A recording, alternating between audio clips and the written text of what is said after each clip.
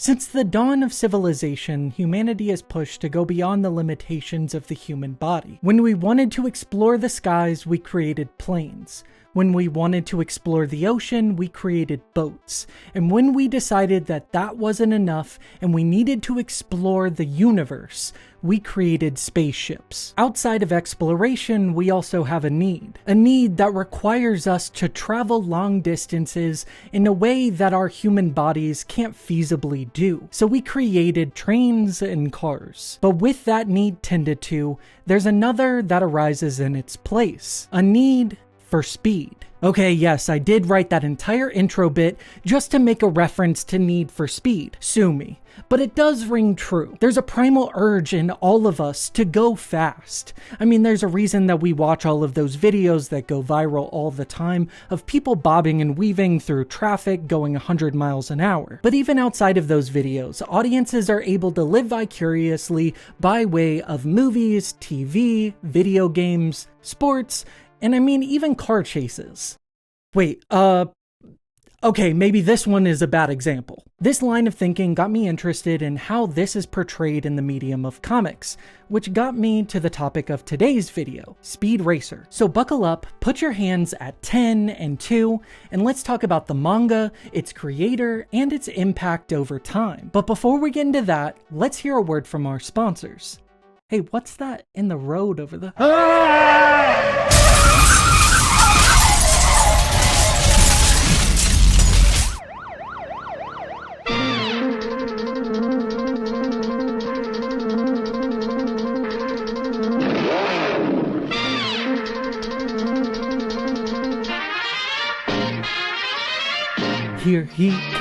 Here comes Comic Crackle, he's a demon on wheels. He's a demon and he's gonna tell you something about comics. He's yelling on you, so you better look alive. He's gonna Mach 5! Go Comic Crackle, go Comic Crackle, go Comic Crackle, go! I want to extend a sincere thank you to Korenzik and all of my supporters over on Patreon. If you like these videos and want to get them early, or even your name at the end of each video, you can subscribe for as low as $1 per month. Also, I want to announce the very first giveaway that we're doing on the channel. In this episode, we're talking about Speed Racer, and most recently, the rights to Speed Racer have been acquired by Mad Cave. The comic is called Speed Racer Tales from the Road, Highspeed Noon. The final order cutoff is March 9th, 2026, and you can pick it up at your local comic book shop on April 1st, 2026. And no, this is not an April Fool's joke. If you can prove that you pre-ordered the issue or bought the issue, tag me in any of my various social media accounts. And once I see it, then your name will go into a raffle and the winner will get at least like $50 of merch out of the Comic Crackle shop, all paid by me. So please go out, pre-order, and buy it on April 1st, 2026. Thank you in advance, and now back to the show. Tatsuo Yoshida was born in 1932 Japan and showed artistic talent from a young age. He and his brothers Kenji and Toyoharu were introduced to the medium of comics by way of the US soldiers that were occupying Japan during the 1940s. And this is the first introduction that they would have to Superman by Jerry Siegel and Joe Shuster. Tatsuo fell in love with the way that it was able to portray action-packed stories, and it immediately skyrocketed to one of his primary influences. His love for illustration was only amplified when he was introduced to the works of Walt Disney, and he decided that he was going to make his career as a comic artist. His first illustration job was for a little newspaper in Kyoto, but he wouldn't actually enter the medium of comics until 1954, when he moved to the Mecca of Japan comics, which is Tokyo. Tatsuo co-created the wrestling comic Iron Arm Rikya alongside writer Ikki Kajiwara. The series would be the first out of many successes in the industry, but it would show that he had lasting staying power, able to adapt and tell differing stories and not just pigeonholed into just wrestling. As his career as a comic artist progressed, he also brought his brothers along, with Kenji becoming his business manager and Toyoharu becoming his artistic assistant. Toyoharu would go on to have an illustrious career as an artist himself, going under the pen name Ippei Curry. The brothers would make a name for themselves in the comic industry because because they were able to branch all of these varying genres and still telling high quality stories. These stories and genres would include sports, science fiction, war comics, and racing. 5 years after becoming a professional comic artist, Tatsuo Yoshida was approached by DC Comics to tell Superman stories for a Japanese market. This, of course, is a huge deal for somebody that was first introduced to the medium of comics by way of stories of Superman, and now he was tasked to tell Superman stories to a Japanese market and able to retain the aspects of himself. Of course he jumped at the opportunity. I mean, who wouldn't? Once I learned of this Superman book, I started looking everywhere, trying to get my hands on any amount of pages that I could possibly read to be able to see what he did, and it's not accessible. When I posted about it on Twitter, somebody pointed me in the right direction with Chip Kidd saying that he had all of the scans readily available and DC Comics just didn't feel like that was a good fit. I thought 2025 was the summer of Superman. You have 14 volumes of a beloved mangaka that actually did stories for you, and you don't want to adapt them? There's no new thing that's being done other than maybe translation. So if I can put this out into the universe, please, if anybody has it, Chip Kidd specifically, has the scans for that Superman manga, I'm desperate. I would love to read it. I don't have to show it off on a video. I mean, you could just send it to me. You know, my DMs are always open. You can comment on the video. You know, we can be best friends. You'll let me read it, maybe? While I was doing research, I did find an article that was written by Tom Brevoort, editor at Marvel Comics, who wrote about this Superman series and stated, after some initial experimenting with simply translating American comics, which did not find success, the publisher decided that the only thing to do was to have local manga artists adapt the American stories, reinterpreting them, taking into account the different tastes of the manga audience. The young creator chosen to do this work was Tatsuo Yoshida, who became a storied figure in the world of both manga and anime. Tatsuo Yoshida worked on Superman long enough to fill 14 hardcover volumes with his adaptations of American stories. Yoshida followed the storyline of the original comics he was adapting very closely, including the look of all of the principal characters. At the time, Wayne Boring was the dominant Superman artist, and so Yoshida took his cues from Boring's work. Yoshida also expanded on the events of the story as necessary to transliterate it into the style favored by Japanese readers. In October of 1962, all of the Yoshida brothers teamed up and formed their own production studio, titled Tatsunoko Productions. Originally, it started out as just bringing all of their comics work under one production house, but then they expanded into the realm of animation, being influenced by Astro Boy's success. Yoshida was actually friends with an assistant of Osamu Tezuka, the godfather of anime and manga, and he was able to learn some pointers for going into the realm of anime and translating the work from comics into animation. And this would be pivotal in his move into expanding what you can do with anime. Some of the early successes that they would have in the realm of anime would be Space Ace, which was kind of like an interpolation of Astro Boy and almost paying homage to it. Or you could also say that it was kind of a knockoff. Kind of. The biggest of their anime successes would be the topic that we're talking about today, Speed Racer, which I did just find out that it's the first anime that was in color. So if I clickbait something that has to do with Speed Racer created anime, that's why. Don't get mad at me, please. Speed Racer was a hit not only with the manga, but also the anime adaptation, broadcasting, and being one of the earliest successes coming from Japan and making its way into a Western market, specifically the United States. Another one of their major successes in TV is Gatchaman, which you might not recognize right off the bat. The original translation into English is Science Ninja Team Gatchaman. The series would have a group of 5 teen superheroes that would gather together and fight against governmental issues and their main supervillain who controlled mechanical monsters. Does that remind you of anything? Because it should. Gatchaman directly inspired Super Sentai, which then became adapted for American audiences under the title of Mighty Morphin Power Rangers. So yeah, their resume was pretty impressive. As time went on, Tatsuo became more preoccupied with establishing anime and venturing into television and lessening his time in manga. Tatsuo Yoshida passed away in 1977 at the age of 45 due to liver cancer. He was succeeded by both of his brothers that continued his work at the company. Now that we've covered the importance of Tatsuo Yoshida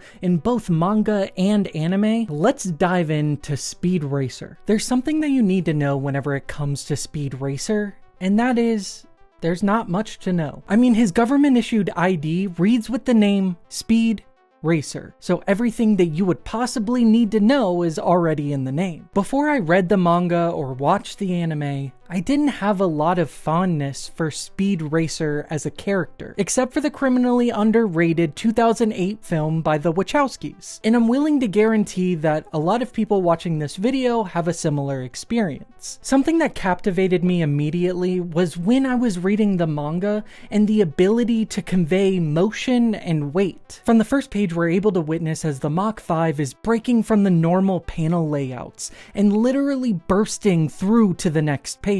This allows for the story to literally hit the ground running, commanding the reader's attention with dynamic action. This, of course, would be a result of Tatsuo's affinity for Superman. This choice transforms the reader from blank stares at static images to a spectator in the audience, leaving them with seconds from whiplash trying to get a glimpse of the race as it rushes by. Throughout the race, we're able to find that Speed is respected by his peers and unanimously thought to be a standout among the drivers. After winning the race, it's suggested that Speed should become a driver for the same company that his father works for. And this is the moment that we're introduced to the main conflict of this opening arc. His father disapproves of this dream for his son. Well, I got bad news for you, Pops. If you didn't want him to be a racer by trade and by namesake, maybe don't name him Speed. We then shift the perspective to Pops, Speed's father, as he's entering the boardroom of his employer. He says that he's close to making the prototype engine that he's been working on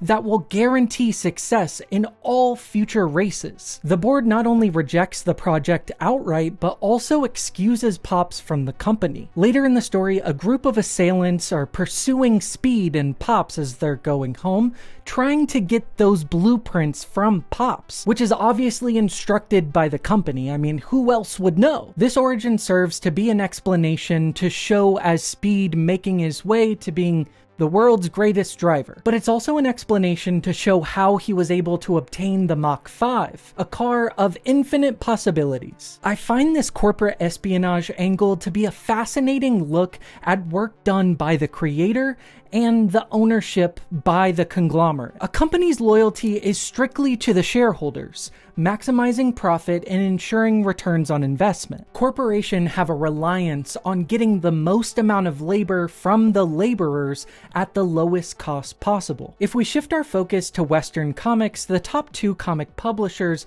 are Marvel and DC, which are owned by larger conglomerates, Disney and Warner Brothers, respectively. A creator that's working within this framework is making minimal percentages of the true labor done for these books. I say that because the ideas that are created in comics are mined for adaptation, whether that's TV or film, which is able to net the conglomerate billions of dollars. Creators are paid in a work-for-hire arrangement with the publishers, but what this doesn't take into account is the quality of ideas that are created in those pages. There are multiple accounts from creators that had their work adapted into the MCU, and the most that they saw for royalties is $5,000 checks and an invite to the premiere. Even if this wasn't intended for the story or the underlying themes, I do appreciate it for the aspect to provide motivation to both Speed and Pops. I believe that this core idea was fully explored in the previously mentioned 2008 film adaptation. The narrative asserts that the corporation has ownership over the laborer, and Speed is the catalyst to rebuff the system. During the first arc, the entirety of the Racer family is able to thwart the attempts to steal the prototypes for this engine by the conglomerate. Simultaneously, Speed is able to demonstrate his proficiency as a driver, by the end obtaining the blessing of his father. Obviously, they can't continue racing under the company, so Speed and the family unite to make an independent team for racing. Over the course of the title, there's various introductions of new characters and drivers. Some of those are scheming for their own interests, and others are just rivals to compete with Speed to become the top driver. While this villain of the week framework of the narrative could get repetitive after a while, Yoshida is able to anticipate the audience's reaction, similar to leaning into a turn. You know, because they're driving. He's able to keep the narrative fresh by expanding the perspective beyond that of the driver and fully developing the supporting cast to be crucial in the narrative. There's multiple instances that Speed is the headstrong protagonist, and inevitably his family and friends need to intervene and put him right back on track. Sometimes literally. When it comes to the artistic depiction of the series, Yoshida is able to maximize each page to its furthest extent, relying solely on the art to propel the story forward and not being overly verbose in the narration. This might be a no-brainer for some, but you have to keep in mind that in the 1960s, as Speed Racer was releasing, so too was Marvel Comics' rise to fame, with Stan Lee's narration being so verbose and explaining each detail because he didn't trust the artists on the book. While manga was able to differentiate itself from Western comics, Yoshida incorporates some aspects, whether consciously or subconsciously, of superheroics into Speed Racer. The perspective of Speed within the Mach 5 driving is that of the hero, while the alter ego is him outside of the car and interacting with the supporting cast. This is only amplified with the beginning having Speed hide his true identity from his father. On top of that, the Mach 5 is kitted out with everything that Speed could possibly need in any of his races, much like Batman's utility belt is able to solve anything within the plot. These tropes are bleeding throughout the series, with a masked villain that's scheming for domination or unraveling the conspiracy of a conglomerate trying to imperialize an indigenous population, and even with a character previously thought dead coming back to life in the role of an anti-hero. Speed's older brother Rex was previously thought to have run away from home, and he serves as the catalyst for Pops not approving of Speed to become a driver. Rex returns as Racer X, Clever,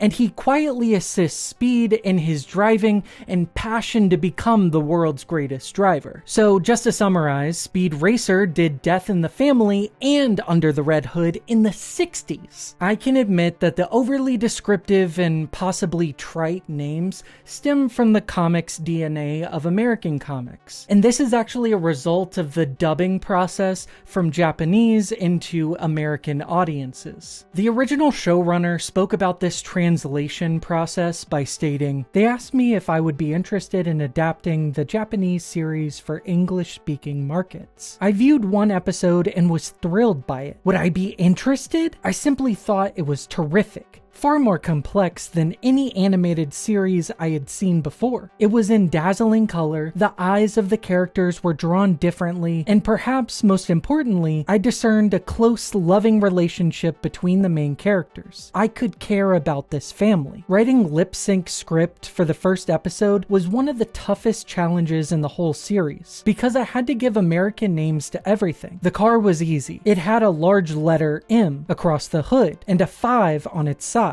Obviously, the car was the Mach 5. The Japanese title, Mach A Go Go Go, did mean something. Years later, I learned that go was the Japanese word for the number 5. Our young hero had to have a catchy moniker, one that might indicate what he did. And what did he do? He sped.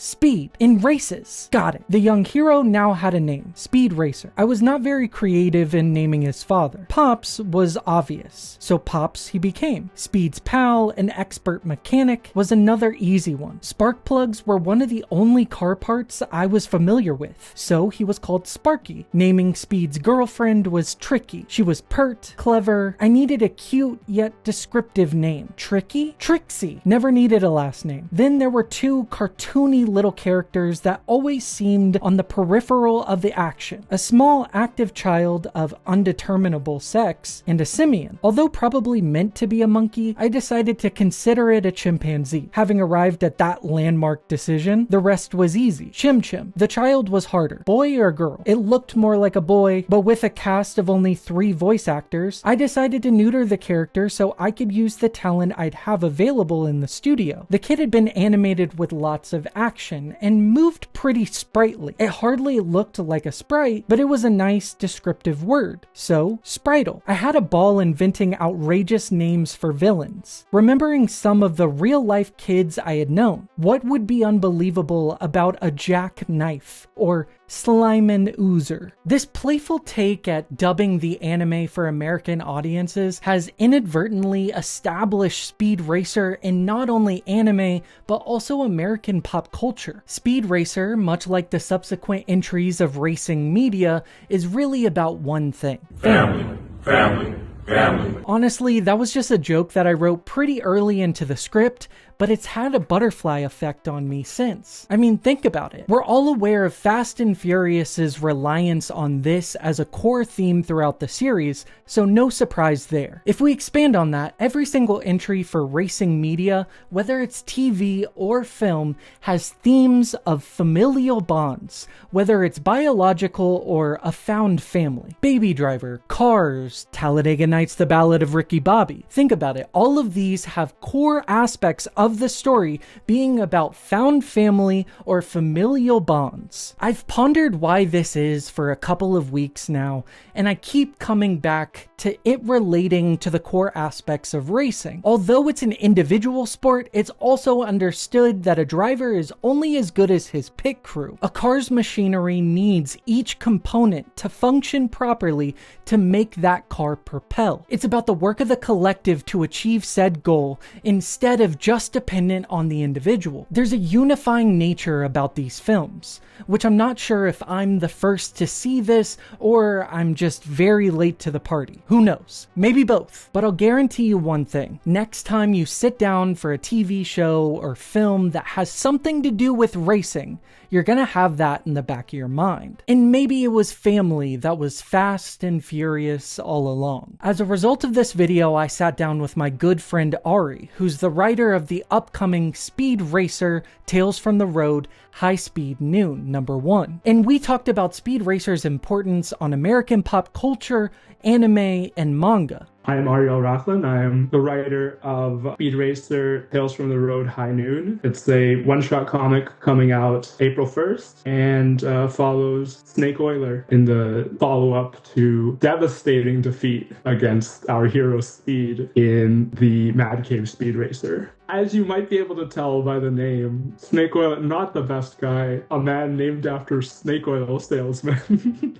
I don't want to be too harsh to him because I will say it, during my time writing this guy, I have kind of grown to love him. However, he is a bit of a jerk. I guess the term is sleazy. I guess he's like fodder kind of, where it's like he's not a boss and he's not quite a henchman, but he's somewhere in the middle there where there's always some tension there where you feel like maybe he wants to move up and is constantly worried about moving down, but he gets a name and he gets a car. He gets a cool car. It's a very cool car. The movie, I think, does a pretty good job of capturing the heart of what makes a lot of these characters tick. And I think for Snake Oiler, he's driving and he's doing pretty well, and then he loses and he pulls out a gun. And I think that nothing has sold me more on a character than seeing a guy lose at like a high-tech, high-speed, like gladiator race situation, and he pulls out a pistol. It's one of those things that I think you just kind of always have around. You know, it's you don't necessarily, a similar way TMNT, I don't think anyone has like a specific like day one, like you just kind of always know about the Turtles. Yeah. In a similar way, I think I've just kind of always known about Speed Racer. And the movie, I mean, like I was fairly young when it came out, but I would have seen like promo for it, and again, like clips just pop up. I do think recently there's been a very big resurgence in Speed Racer. A lot more people talking about the movie for one thing, but also just like clips from the original anime are just constantly going around. What I think is really fun about Speed Racer is that you kind of get to see, it's very in that world of shonen, which does sometimes feel like its own kind of genre, even when it has, sometimes it's magic, sometimes sci-fi, but it has its own kind of like voice. And I think when you get American retellings of it, the creators' own kind of preferences come through. So with the Speed Racer ongoing, I think it goes in more of a kind of like crime direction, and that's made even more so with the Racer X series that's happening alongside it, but that's always kind of been I feel like that character's tint. I wanted to do something where it felt like I was mixing in my own kind of taste for stuff. You mentioned that you wanted to talk a bit about what makes this like universe, this character work so well. And I think it does come down in a lot of ways to the fact that the characters a lot of the time feel a lot less like people and more like archetypes. And you get it with the names too, right? Speed Racer is a guy who races fast. Pop Racer is his dad. Snake Oiler is gonna sell you some nonsense. Like, it's Dante Inferno. I got nothing for that one. It's just a great name. You can make whatever story you really want to tell work, because in the same way as, you've got any other archetype, you put them in a story, those archetypes are gonna fit into the story and kind of start building themselves up. And because I know that some of you skip the title sequence, yes, I do know that. I look at the analytics. I'll go ahead and restate the upcoming giveaway. If you're able to prove that you pre-ordered or bought this book, I'll put your name into an upcoming giveaway and raffle for $50 of Comic Crackle merch. So pick up the issue and good luck. Alright, that's going to be enough out of me. If you liked the video, give it a like, and if you haven't already, subscribe to the channel. I want to extend another sincere thank you to Korinzik and all of my supporters over on Patreon. If you want access to these videos early or just to look behind the curtain, you can subscribe for as low as $1 per month. And one last thing. Chip Kid, I know you're watching. Please, I was not joking. DM me. Let's be friends. Let me read that Superman manga. Oh yeah, and also go read some comics. Or else. It's been a long video essay with Kirby and friends. And you can watch it again if you play it again. It's been a long video essay with you, my friend. And you can watch about it if you hit replay now.